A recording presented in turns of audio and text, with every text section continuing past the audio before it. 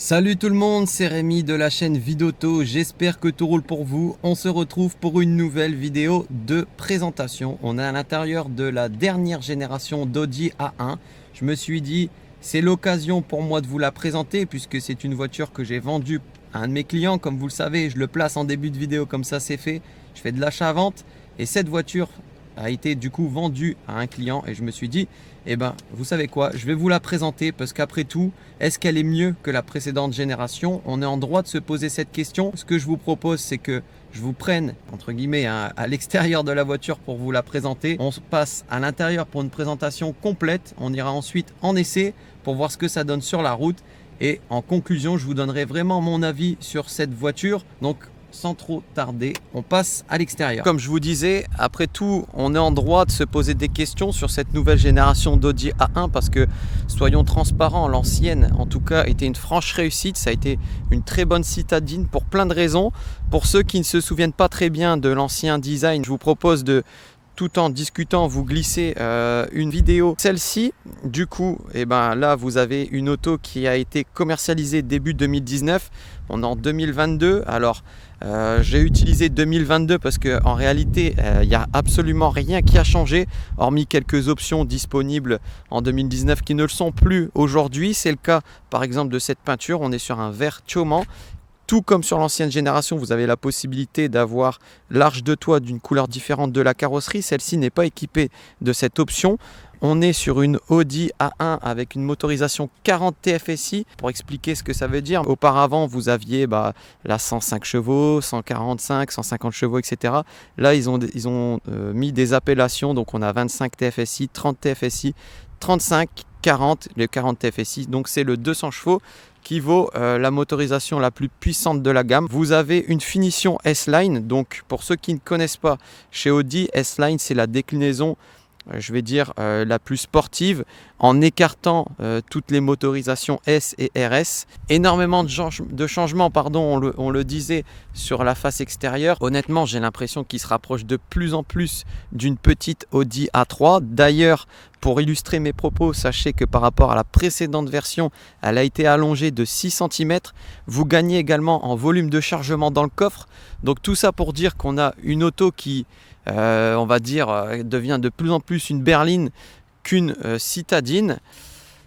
Voilà pour ce qui est des places arrière. En tout cas, je trouve que le design est vraiment réussi. On est vraiment sur quelque chose d'absolument nouveau. Et en tout cas, je trouve que si on se cantonne au design, je sais pas, dites-moi ce que vous en pensez, mais l'ancienne génération, en tout cas, elle prend une énorme claque. Je suis quand même assez content de vous la présenter. C'est un peu différent de ce qu'on a l'habitude sur la chaîne, mais vous allez voir avec cette motorisation en 40 TFSI et puis toutes ces innovations, que ce soit sur l'extérieur et l'intérieur, ça aurait été dommage vraiment de ne pas vous la montrer. On va débuter par la portière. Alors, on fait vraiment dans le détail, vous allez voir, mais c'est quand même important. Nouveau design également, et là je vais commencer un petit peu à faire les reproches parce que ce qui me saute déjà aux yeux, c'est voilà, le plastique ici. Honnêtement, il est de moins bonne qualité que dans la précédente génération. Alors ça, c'est assez sympa, comment ils ont fait la forme de la poignée. Finalement, rien qu'à la portière, ça confirme ce que je disais à l'extérieur. On a une auto qui est bien plus dessinée, tracée. On le voit ici, ils ont incrusté des éclairages d'ambiance. Alors ça, c'est la grande mode en ce moment avec tout ce qui est virtual cockpit, etc. Donc l'Audi A1 ne déroge pas à la règle. Honnêtement, j'aime beaucoup le soir quand on est dans la voiture avec l'instrument central, vous allez pouvoir changer les couleurs de la voiture. Le virtual cockpit qui s'incorpore vraiment bien. Alors vous le savez, je ne suis pas fan des grosses tablettes numériques, etc. Mais là, j'aime bien parce que on garde l'esprit d'un compteur à aiguille, mais il est simplement digital. On n'a pas une grosse tablette sans effort de design. Là voilà, ils ont quand même recherché à incorporer les grilles d'aération, c'est bien fait. Voilà, ils ont pris le temps de bien le dessiner. Au toucher, c'est agréable. Le virtual cockpit, il se prend rapidement en main. Alors on a accès à toutes les informations sur l'ordinateur de bord côté conducteur. Vous avez avec les flèches la possibilité de naviguer dans les différents menus.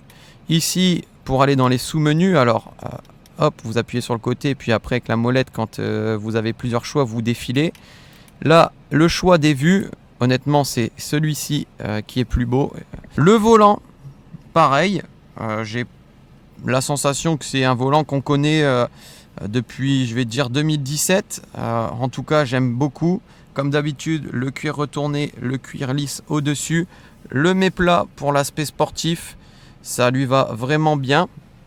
Et là, nouveau design également. Alors, on remarque tout de suite un gros écran tactile. Tous les réglages se font depuis cette interface. L'Apple CarPlay, évidemment. Ça, on connaissait. Le Drive Select qui permet de changer les profils de conduite. Donc, on peut passer d'un mode à un autre. Nous, on débutera l'essai en auto et on ira voir ce que ça vaut en dynamique. La prise USB, j'aime beaucoup parce qu'ils ont laissé le choix quand même de l'ancien support ou passer en USB-C.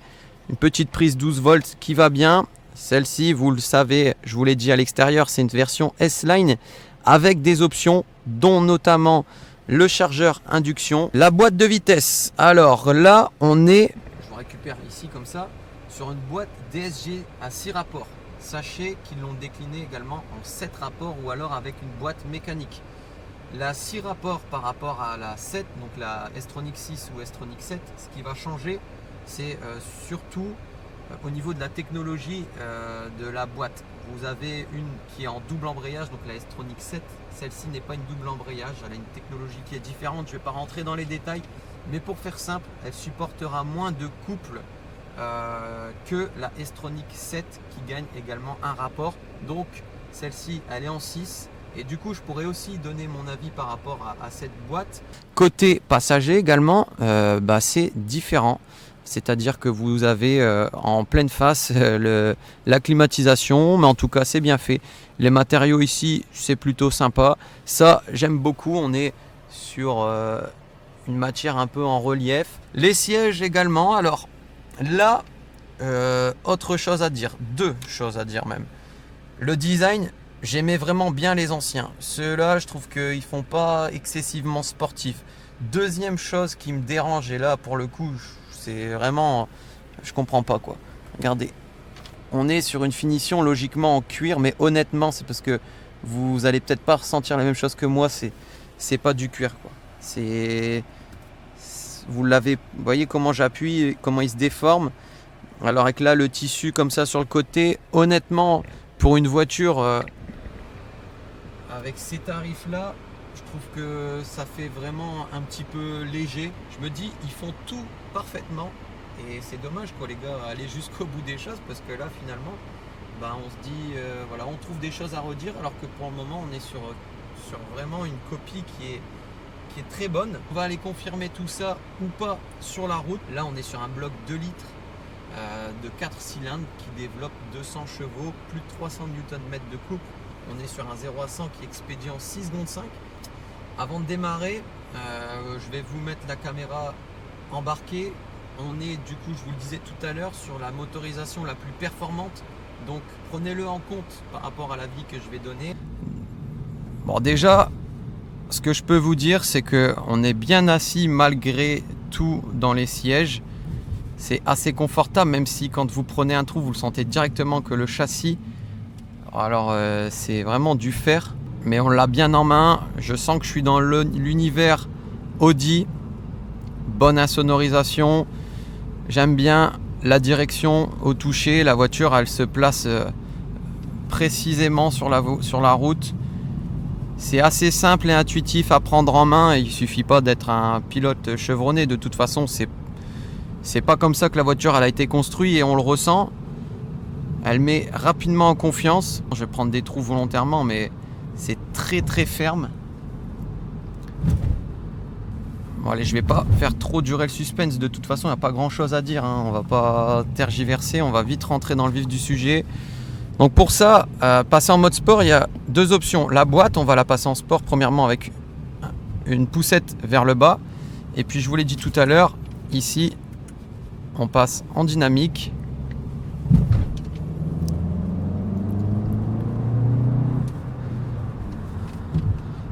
Donc là, on a un comportement qui est plus sportif, forcément. L'auto se met un peu plus dans les tours, de manière à avoir une meilleure réactivité à la pédale d'accélération. Oh, ça bouge dans la direction, c'est un petit dragster en fait. C'est assez déroutant d'ailleurs parce que on a la sensation que la puissance a un peu de mal à passer au sol. Je vous le disais, on est sur 200 chevaux en traction. Donc on n'a pas le système quattro habituel de chez Audi. Et honnêtement, on le sent. Vous l'entendrez pas à la vidéo parce que ça c'est trop feutré.